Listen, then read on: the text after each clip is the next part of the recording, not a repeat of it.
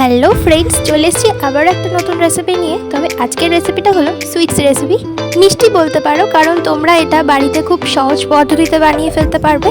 তার জন্য প্রথমেই আমি কড়াইতে 1 চামচ ঘি দিয়ে দেবো। আর লাগবে এখানে আমন্ড, বাদাম, কাজু আর কিশমিশ। এই ঘিয়ের মধ্যে হালকা একটু ভেজে তুলে নেব। তারপর ওই একই কড়াইতে দিয়ে দেবো সিমুই। ঘিয়ের সাথে সিমুইটা একটু হালকা লাল লাল করে ভেজে নিয়ে তাতে দিয়ে দেবো 2 চামচ চিনি আর একটুখানি গুঁড়ো দুধ। এতে যে মিষ্টি টেস্টটা আরও সুন্দর হবে। এরপর সিমুইটাও একটা প্লেটে এইভাবে তুলে নেব।